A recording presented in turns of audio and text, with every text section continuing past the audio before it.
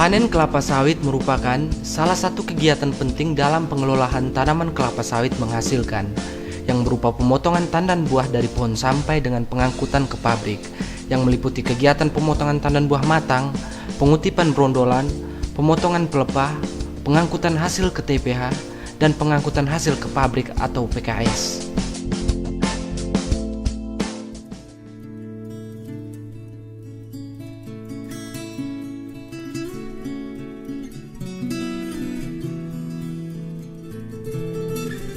Tenaga pemanen berbeda dengan tenaga perawatan. Pemanen pemula memerlukan latihan penggunaan dodos untuk tanaman pendek maupun egrek untuk tanaman tinggi. Latihan diperlukan agar mereka menjadi terbiasa sehingga produktivitas yang diharapkan dapat tercapai.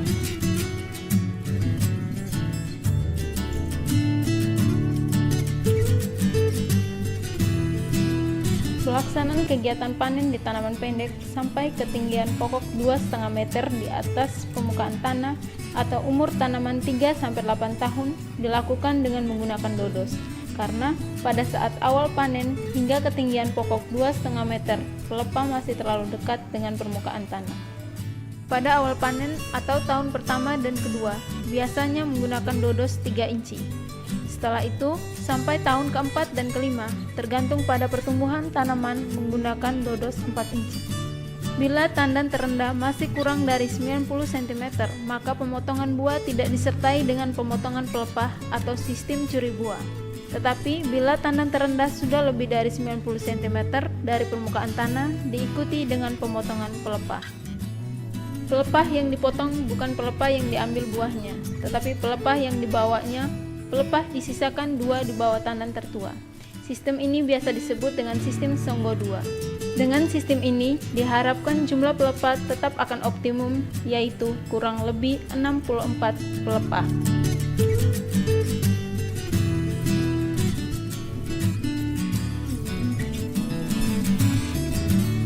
Panen di tanaman tinggi menggunakan egrek.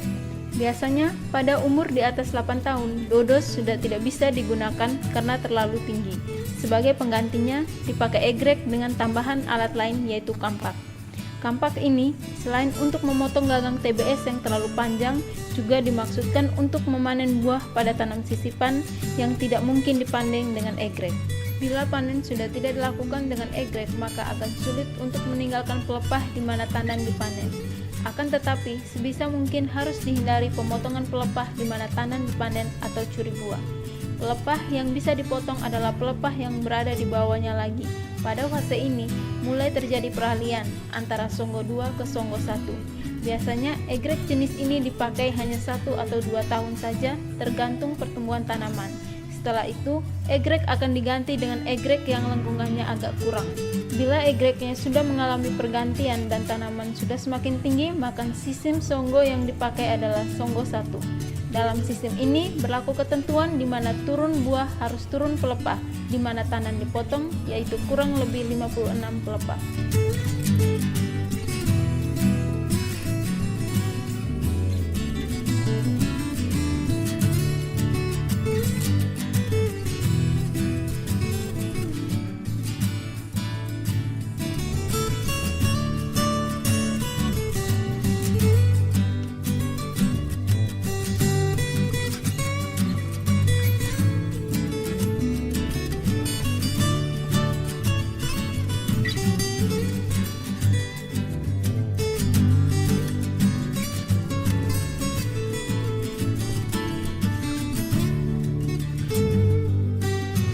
Tahapan pelaksanaan panen. Kriteria buah yang dapat dipanen adalah dengan memperhatikan jumlah brondolan yang lepas dari janjangan. Buah dianggap masak apabila telah membrondol 2 butir per kilogram BCR, baik itu brondolan yang jatuh ke piringan maupun brondolan yang tersangkut di ketiak pelepah, tergantung kondisi pokok yang akan dipanen atau sesuai umur tanaman. Apabila harus memotong pelepah setelah dipotong dari pokok, pelepah dipotong kembali menjadi 3 bagian, kemudian disusun antar pokok dan di gawangan mati.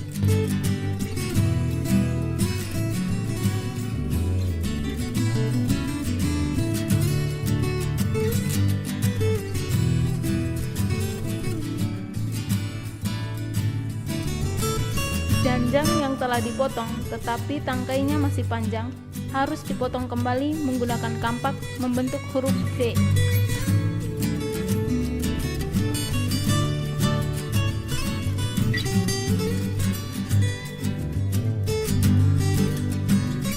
Brondolan yang jatuh di piringan, di ketiak pelepah, maupun yang berceceran di pasar pikul, semuanya harus dikutip bersih oleh pengutip brondolan.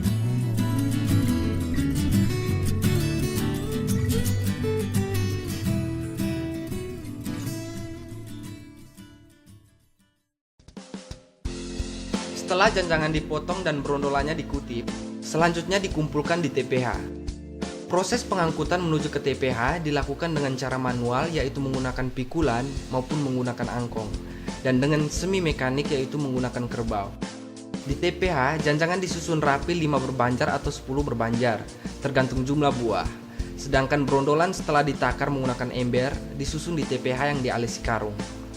Untuk memudahkan proses penghitungan oleh kerani panen, setiap tumpukan buah diberi tanda dengan menggunakan dop pada tangkai janjang, dan brondolan diberi identitas dengan menggunakan tusuk sate, di mana identitas tersebut berisikan nomor dan jumlah perolehan masing-masing pemanen dan pembrondol pada TPH tersebut. Transport TBS ke PKS. Setelah sebagian besar buah disusun di TPH, kerani transport dan transportir sudah dapat mulai melakukan pengangkutan buah ke PKS. Semua janjang dan brondolan yang ada di TPH harus diangkut secara bersamaan dan bersih dari kotoran. Di bawah pengawasan kerani transport, harus dapat dipastikan bahwa tukang muat dan transportir telah mengangkut semua janjang dan brondolan yang dipanen hari tersebut ke PKS.